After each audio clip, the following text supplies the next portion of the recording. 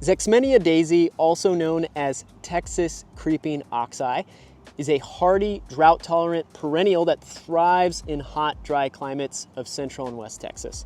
It's known for its bright orange, yellow, daisy-like flowers, which cover the plant from late spring through fall, really making it a favorite of mine in my low-maintenance Texas native garden. In today's Texas Nature Journal entry, we're going to explore all the reasons why Zexmenia Daisy is a perfect addition to your Texas native landscape, whether you are a seasoned native plant enthusiast or just starting out. This plant is a fantastic choice, I think, for tough conditions and minimal care. I'm Corey Ames from Ensemble, Texas. Let's dive in.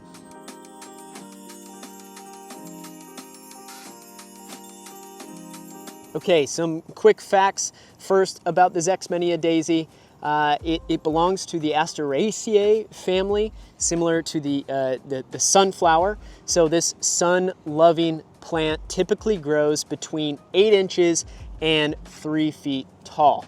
And it'll bloom from late spring through fall. We're here right now in mid-late September in San Antonio, Texas. As for light requirements, the Zexmenia does best in full sun to part sun. As for the soil conditions that it prefers, it likes well-draining sand, loam, clay, limestone, or caliche, so it's really rather versatile. It's a low water use plant. It's really, really drought tolerant, especially once established. I did plant these this year, and I think besides the establishment period, I haven't touched them since. And maybe 1 or 2 supplemental waterings the entirety of the summer, but besides that, it's kind of been a plant it and forget it. As for where the Zexmenia Daisy is native, it's native to Central and West Texas, extending down into Mexico and then even as far south as Panama. It thrives in dry, rocky soils of the Edwards Plateau and the Rio Grande Plains. We are here on the Blacklands Prairie in San Antonio, Texas. But I'd say this particular point of our property, as we're just right next to this asphalt driveway, and there it seems to be, this is a house that was built in the 70s. It seems to be as if there's been some legacy driveway down beneath it. So the soil quality here is pretty low. It's also pretty gravelly and rocky as a product of what seems to be maybe the manipulations of the soil composition here over time. So this has been a very appropriate place for me to put in this Zexmenia Daisy. You'll often see it in fields, along roadsides, and at the edges of woodland areas. So this plant does love full sun, and like I said, poor but well-draining soils. And so it can be pretty perfect for challenging areas of your landscape. As for the benefits of having Zexmenia Daisy in your landscape, I think one of the best things about it is its broad toughness, right? It thrives in full sun. It will take on poor rocky soils. And so, it can be ideal for water saver garden, rock garden, and hot, dry garden areas throughout your landscape. And plus on top of that, it blooms throughout the hottest months. And so it's stayed pretty consistently flush with daisies here. I could have been better about trimming some of the spent blooms, but it wasn't necessarily top of my priority list, but it's done very well all the way through summer and now still into a pretty decently hot but cooler September.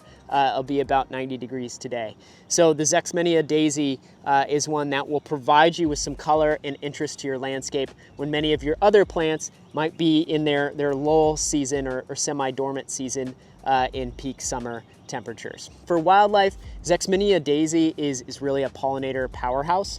It's bright, rich, nectar-rich flowers attract a wide range of butterflies, bees, and other insects. You watch this for long enough right now, you'll see many things buzzing on it. I'm also seeing a number of small caterpillars here on the Zexmenia Daisy.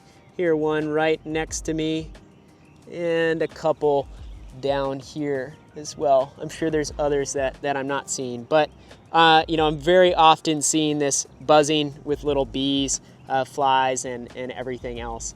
And it serves as a larval host plant for species like Licinia patch butterflies. So I definitely should check check this out and do some caterpillar identification here to see what these will turn into. And for birds and small mammals as well, it's seeds after the blooms are a really valuable food source. As for planting and care, let's talk first about the best place to plant Zexmenia Daisy in your garden. Might have gotten some tips already on that. So, I'm thinking of the small kind of microclimates on your property where things are particularly dried out, especially if you're on a site where we are, where it's predominantly clay.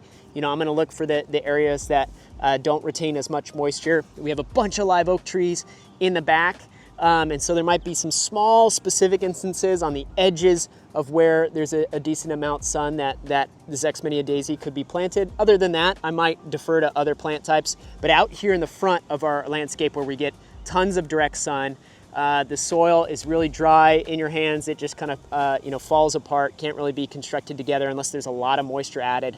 That's going to be a place where I'm going to put a lot of this Zexmenia Daisy, including right here, right? It's perfect for rocky, whoops, I think I had a bee on me. But it's perfect for rocky, caliche-rich areas where other plants can't survive. And while it prefers full sun, it can handle a little dappled shade.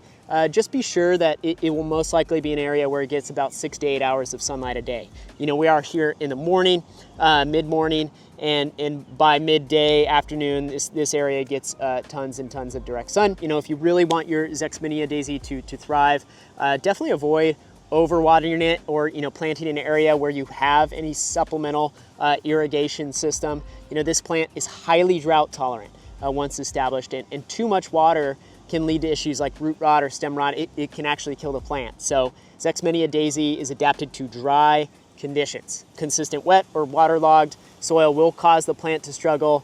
It might even kill it. But Zexmenia Daisy is about as low maintenance as it gets. You can prune it regularly to control its growth and encourage more blooms. This is just in its first year here. I may prune it back here in the winter season, and it's looking just fine right now and growing maybe in a pattern I'd expect underneath this Anacacha orchid tree. But in winter, you can cut it back to the ground to maintain a more compact shape for next season, which I imagine that I will do. As for propagation, Zexmenia Daisy is easy to propagate, especially through cuttings. So semi-hardwood tip cuttings taken in midsummer through fall, now might be a good time for that, are ideal with propagation or for propagation.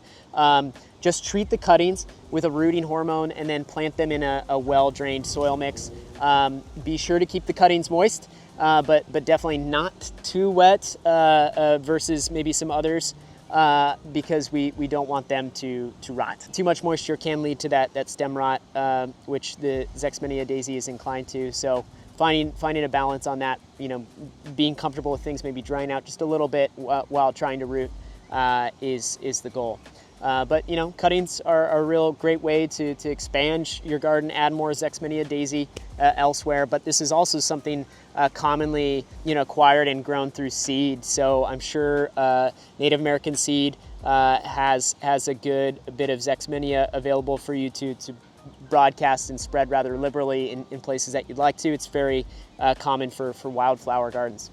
But just remember, like the mature plants, these cuttings also prefer that well-drained soil and minimal water. As for companion plantings for the Zexmenia Daisy, I think it pairs really nicely with other drought-tolerant Texas natives. Right now I have it underneath an Anacacha orchid. I have some Linheimer muley behind it. I see Zexmenia Daisy with rock rose, which those pink blooms it's a really wonderful contrast or complement to the Zexmenia Daisy. As a lower grower, it could maybe grow underneath flame acanthus with the red blooms. Maybe for something that might need a little bit more moisture, mealy blue sage would look quite good as a complement. Greg's mistflower, and then as a small tree, another option might be Texas mountain laurel with the really beautiful purple blooms in early spring. So these plants do really thrive in similar conditions, but I think complement each other nicely visually, which would create a very drought resilient garden that's colorful and adaptive. So season to season, what to expect. Zexmenia Daisy performs beautifully, really throughout the year, offering its consistent blooms and benefits during the growing season. In spring, it starts growing rapidly. and by late spring, the first daisy-like blooms will begin to appear. Summer is when Zexmenia Daisy, I think, really shines, especially in contrast to what can seem like a lifeless period of the Texas landscape. But it blooms continuously during the hottest and driest months, giving you that burst of color when other plants might not be. But in fall, the blooms will persist, and we're here, early fall right now, but until the first frost.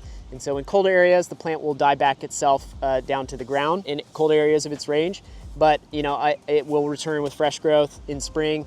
In my part of Texas here in San Antonio, I imagine I will cut back this Zexmenia regardless of how things go during the winter. All right, y'all, that's a wrap. That's all I have for you here in this Texas Nature Journal entry on the Zexmenia Daisy. If you're looking for a low-maintenance, drought-tolerant plant that will bring color and life to your garden, I have to think Zexmenia Daisy is a really excellent choice. Its resilience, its drought tolerance, and pollinator benefits, I think make it a standout in any Texas landscape. But before we wrap up, if you're ready to start your own Texas native plant garden but aren't sure where to begin, I want to invite you to sign up for my completely free 7-day email series. It walks you through the process step by step, saving you time and money, I think, by helping you avoid common mistakes. So you can sign up at ensembletexas.com/txnative. And so thanks for watching, y'all, and don't forget to subscribe for more Texas native plant tips and gardening advice.